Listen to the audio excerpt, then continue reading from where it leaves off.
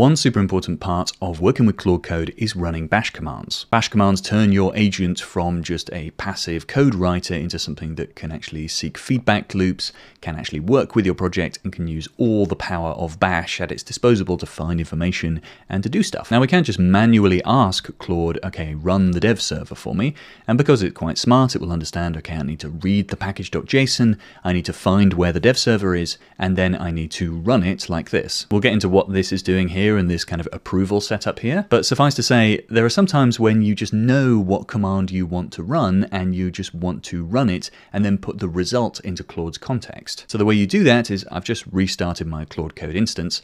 I'm going to just put an exclamation mark and now I've entered bash mode. And now anything I put in here will be turned into a bash command and actually run for Claude. So for instance, why don't I run npm run type check inside here? And now it just runs the command after I press enter. Now, because I haven't run npm install in my setup here, I'm getting a lot of errors. And these errors are now present to Claude in its context. So I'm going to get it to help me solve these errors, and it will be able to see the errors and actually work with them. And there we go. It's figured out that Zod is in package.json but not installed. I should run npm install. There we go. Now this works well for commands that essentially have a start and an end, but what about commands that are supposed to persist, like long-running dev servers? Well, for that we can run npm run dev inside bash mode here.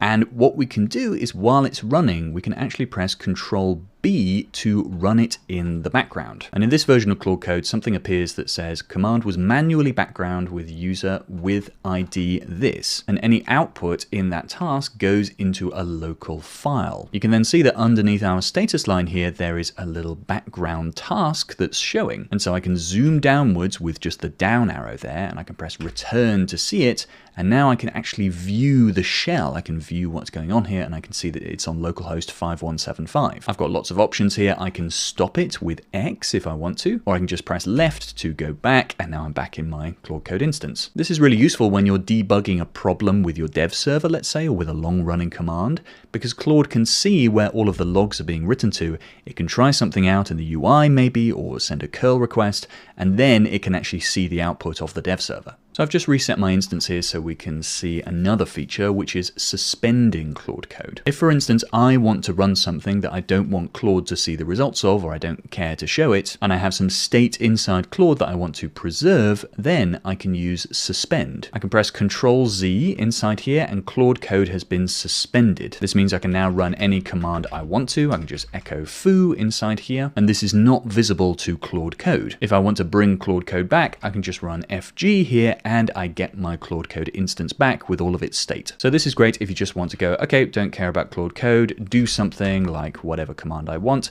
and then FG to bring it back. So the decision tree for this really looks like this. If you want the output of the bash command that you're running to be visible to Claude, then you can use bash mode here by using the exclamation mark, and you can background that with Control B and then manage those backgrounded tasks. Again, really, really useful for dev servers. I don't use it every single time, but when I do use it, it's usually for debugging some kind of dev server issue. But if you want the command to be totally hidden from Claude, you can just suspend it quickly with Control Z. And of course, these are Windows shortcuts, so you might be needing to do something different if you're on Mac. So those are all the different ways that you can manage bash commands in Claude Code. Nice work, and I will see you in the next one.